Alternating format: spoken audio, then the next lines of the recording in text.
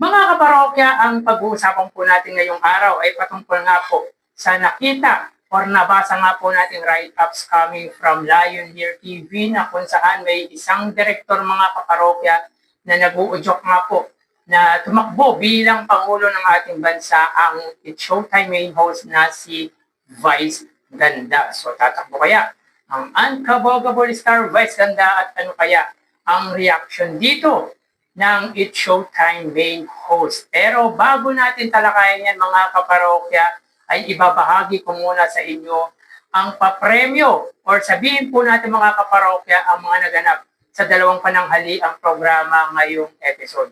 Pero bago yan, kung bago lang po kayo sa aking channel at kung gusto niyo po ng ganitong klase content, ay makikiusap po ko sa inyo na pakasubscribe ang aking YouTube channel, paki-like and share niyo na rin sa gayon ay mas dumami pa po ang makapanood ng mga ina-upload po natin video araw-araw. Maraming salamat po at sobrang na-appreciate ko po kayo mga kaparokya. By the way, ako nga po pala si Mervin, the man behind Kaparokya TV. So, mga kaparokya, kumusta po kayo? Naway nasa mabuting kalagayan po kayo habang pinapanood niyo po ang video ko na ito. So, wala po tayong na-conduct mga kaparokya na online viewership ngayong araw po sapagkat umalis po tayo. Pinuntahan po tayong emergency. Dahilan kung bakit hindi nga po tayo nakagawa ng online viewership ng dalawang pananghaliang programa. Pero ngayon, may ilan po tayong pag-uusapan at yun nga po ay patungkol sa nakita nga po natin write-ups coming from Lion Here TV. But before that, mga kaparokya, umpisahan natin ang ating talakayan sa TV ads na lumabas sa Eat Bulaga kaninang episode. So, sila po mga kaparokya ay mayroong 26 TV ads. Sa unang gap, meron po silang 10 ads. Sa pangalawa at sa pangatlong gap ay meron po silang tig 8 TV ads with a total of 26 TV ads. So kahapon nga po ay meron po silang 31 ads. Ngayon naman po ay 26 TV ads. So magawi tayo mga kaparokya sa highest views na abot ng Eat Bulaga. So wala po tayong na-save para po sa Showtime kasi that time ay busy po tayo. So ang Eat Bulaga mga kaparokya ay meron 123,000 highest views. Ito po ang pinakamataas na views na naabot ng Eat Bulaga ngayong episode. Ngayong araw po mga kaparokya. Meaning ay hindi po nito na surpass ang 131,000 highest views nitong taong 2026. So dito mga kaparokya ay na-reach naman po ng Eat Bulaga ang average views nito na 110,000 views. So sa mga nanood po ng It's Showtime, paki-detail naman po or paki-comment naman po kung ano po ang pinakamataas na views na naabot nga po ng pananghali ang programa ng It's Showtime. So bago natin kalimutan mga kaparokya, yun nga po sa sinurvey po natin na kung ano nga po ang mas maraming nanonood sa It's Showtime po ba or sa Eat Bulaga. Majority mga kaparokya ay sa Eat Bulaga. At ilalagay ko na lamang po dito mga kaparokya yung mga nag-comment na pabor nga po sa Eat Bulaga or yung mga nag-comment rather sa ating ginawang survey last content nga po natin. So yun nga po mga kaparokya, mapunta tayo sa papremyong ibinahagi ng dalawang noontime shows. So ang It's Showtime po ay may total prizes given na 108,000 pesos. Sa 108,000 mga kaparokya, 58,000 dito ay sa laro pick. Sa 58,000 mga kaparokya, 23,000 dito ay sa elimination round. At 35,000 naman po sa jackpot round with a total of 58,000 pesos. At sa tawag ng tanghalan, may isa pong nanalo at yun nga po, nakapag-uwi po sila ng 50,000 pesos. Samantalang ang mga hindi po nagwagi, dalawa po ang hindi nagwagi sa tawag ng tanghalan week-long grand finals ay hindi naman po in-announce kung mabibiyayaan po sila ng papremyo, kumbaga yung consolation prize ay hindi nga po in-announce kung magbibigyan po sila. So dito, we consider yung mga ina-announce ng mga host, yung bibigyan po nilang or yung ibibigay po nilang papremyo. So 50,000 para po sa tawag ng tanghalan at 58,000 naman po sa laro pick. So magawin tayo sa Itbulaga, sila po ay may total prizes given na 175,000 pesos. So 175,000 pesos mga kaparokya, 30,000 dito ay sa pera fee segment.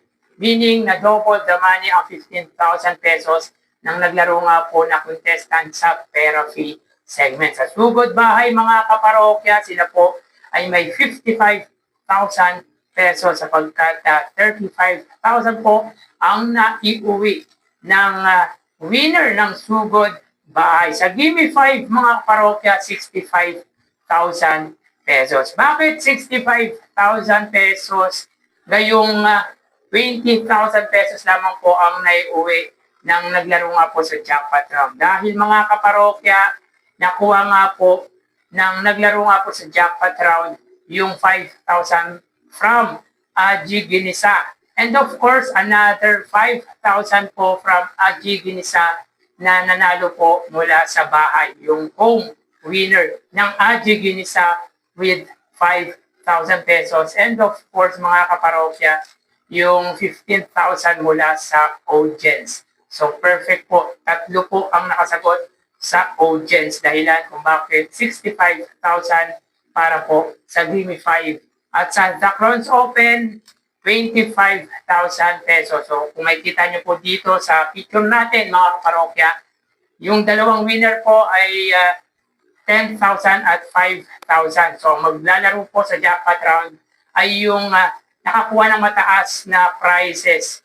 At yun nga po, na double the money po nito ang 10,000 pesos, which is nakapag-uwi po siya ng 20,000 pesos. So 20,000 plus 5,000 is equal of 25,000 pesos. So sila po ay may 175,000 pesos. So dito, pagdating sa prizes given, ay angat po ang Itbulaga. Pero pag kinumbine po natin or pinagsama po ang papremyong ibinahagi ng dalawang noontime shows, ay mayroon po silang 283,000 pesos. So yan po mga kaparokya, ulitin natin 108,000 pesos para po sa It's Showtime at sa Itbulaga naman po ay 175,000 pesos.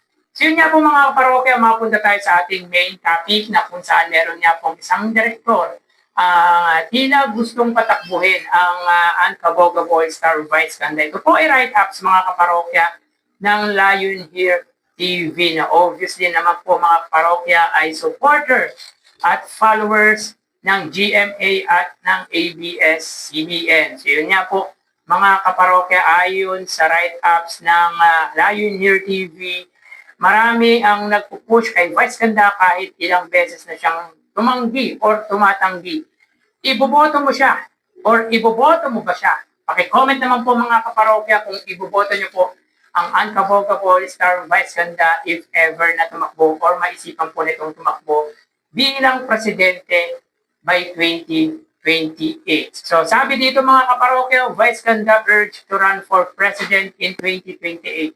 Says he is not yet enough. So hindi daw po siya sapat mga kaparokya. Yan po ang tugon ni Vice Ganda sa mga nag-urge or sa mga nag-iinganyo sa kanya na tumakbo bilang Pangulo ng ating bansa by 2028. So yun nga po mga kaparokya, yung direktor na gustong patakbuhin ang Unkaboga Star. At siya po ay si Jerry Gracio. So sabi niya dito mga kaparokya, seryoso ako sa Vice Ganda for President.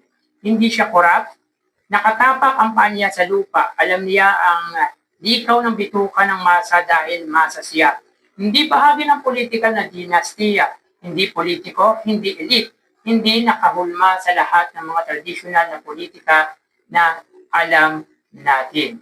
Well, mga kaparokya, totoo naman po ang sinabi ng direktor na ito na makamasa ang uncavocable Star Vice Ganda. Pero if ever na tumakbo po itong presidente, mga kaparokya, ay handa po ba ang uncavocable Star? Dahil iba po ang kalakaran sa entertainment, iba din po ang kalakaran sa politika. At tingin ko mga kaparokya, tama naman po ang sinabi ng uncavocable Star Vice Ganda na hindi nga po siya sapat. Matalino si Vice Ganda pero ang kaalaman niya when it comes sa politics ay hindi naman po ganun kalawak. So yun nga po mga kaparokya, kung tatakbo po ba siya, ay iboboto mo po ba ang main host ng It's Showtime na si Vice Ganda na itong mga nagdaang araw, mga kaparokya, grabe ang patutsada sa mga government officials na nangungurakot, which is para sa akin mga kaparokya, tama naman po na meron pong magsalita. May magsalita, may tumindig para sa mga ordinaryong Filipino, ordinaryong tao na hindi kayang tumindig sapagkat alam naman po natin dito sa bansa, kapag wala ka, ay wala ka rin masasabi. Pero hindi lahat mga kaparokya, malaking tulong din po kasi talaga ang social media. Dahilan kung bakit kahit hindi ka po mataas, ay nasasabi mo ang iyong nasa saloobin o yung iyong nararamdaman patungkol sa nangyayari dito sa gobyerno. Pero iba din po talaga mga kaparokya ang influence ng isang Vice Ganda. So yun nga po mga kaparokya, if ako ang tatanungin ay siguro mag-stay na lang si Vice Ganda bilang isang artista, bilang isang host sapagkat hindi niya naman po kailangan ang pumasok sa politika para tumulong sa sambayan ng Pilipino. He can also help naman po without entering politics. Sa It's Showtime lang mga kaparokya, marami na nga po siyang natutulungan. At saka pag pumasok pa po siya sa politika mga kaparokya, baka dyan pa po masira ang kanyang karera. So yun nga po mga kaparokya, kayo ang tatanungin ko mga kaparokya, pabor po ba kayo na tumakbo bilang presidente ang uncavocable Star Vice Ganda by 2028? May mga nagsabi mga kaparokya na puro patutsada si Vice Ganda sa nangyayari sa gobyerno, mga Duterte, mga Marcos. Pero kung siya kaya ang tumakbo bilang presidente, ano kaya ang mararamdaman niya? Kung siya po ang nasa kalagayan ng Pangulong Bongbong Marcos, ano kaya ang magagawa niya dito sa ating bansa? So yun po mga kaparokya, yung mga bagay na pwede rin po natin itanong kay Vice Ganda kung siya ang nasa kalagayan ni Pangulong Bongbong Marcos, ano ang gagawin niya sa ating bansa? Ano ang maitutulong? Ano ang magagawa niyang pagbabago para umasenso ang ating bansa? Ano ang mararamdaman niya kapag merong kritiko ang bumatiko sa kanya tulad ng ginagawa niya sa It's Showtime?